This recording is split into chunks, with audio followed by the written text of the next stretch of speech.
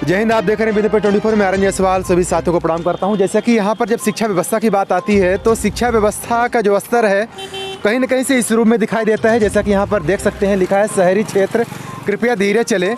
अब इसका जो नीचे अंग्रेजी में जो अनुवाद किया गया है शहरी area please go slow. Sir जैसा कि यहाँ पर भी काफ़ी देर से आप भी नोटिस कर रहे थे, सर इसमें कमियाँ क्या नज़र आ रही हैं? बस शहरी एरिया लिखा है तो यहाँ पे होना चाहिए city area please go slow. या कहाँ के रहने वाले हैं आप? तो बहुत दूर का रहने वाला हूँ, खड्डी। कहाँ की? सीधी जिला का।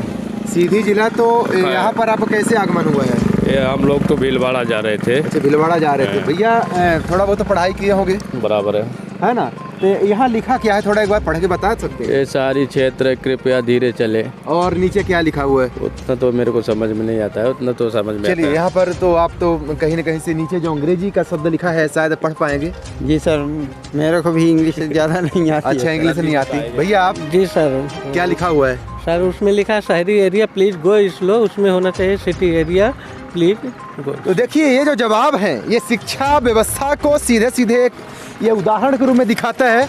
और यही होता है मध्य प्रदेश सरकार के अधीनस्थ 8वीं तक की जो पढ़ाइयाँ होती है, किसी प्रकार से कोई ब्रेकर नहीं होता है।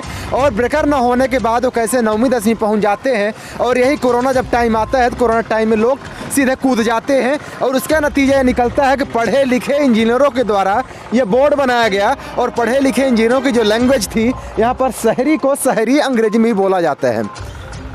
तो ये रही शिक्षा व्यवस्था की। जैसा मैं बात कर दूं, अभी मैं मध्य प्रदेश के अधीनस्थ से एक निवाड़ी जिला है और निवाड़ी ज़िले में यहाँ से गुजर रहा था। निवाड़ी ज़िले की जो भी मुझे बड़ी अच्छी चीज़ें लगी, जो भी बुरी चीज़ें लगी, वो चीज़ें मैं आपको दिखाने का प्रयास कर रहा हूँ। ये पूरे देश में जो बातें चलती है, दो ही तरह की बातें चलती है। एक स्वच्छता पर बातें चलती है, एक शिक्षा पर बातें चलती है। शिक्षा के उदाहरण आपने देखे और शिक्षा के उदाहरण के बाद एक जो निवाड़ी जो ज़िले का एक बहुत सौंदर्यीकरण का प्रतीक। और एक तरह से मैं बात कर दूं, ये जो तालाब देख रहे हैं ये निवाड़ी का एक जान कहलाता है। और ये निवाड़ी का जब ये तालाब की जो जान है और तालाब की जो जान में कहते हैं कि अगर कोई अशुद्धता भरी अगर चीज़ें डाल दी जाए तो आखिर ये जो पानी का स्तर है ये तो शायद सभी लोग जानते ही होंगे नीचे ही जाता है। ये जब पानी का जब वाटर लेवल नीचे जाएगा तो कहीं न कहीं से ये दूषित शरीर को क्षति जरूर पहुंचाएगा। सर जैसा कि यहाँ पर ये जो तालाब है, कैमरा मदद से चाहूँगा चारों तरफ को थोड़ा दृश्य दिखाने का प्रयास करेंगे। यहाँ की स्थितियाँ हैं इधर भी दिखाने का थोड़ा कष्ट करेंगे, कैमरा मदद से चाहूँगा। इधर देखिए मवेशियों को, अगर मवेशी अगर यहाँ पर कहीं अगर एक्सपायर हो जाते हैं तो किस तरीके से इस तालाब को इन मवेशियों से भर दिया जाता है।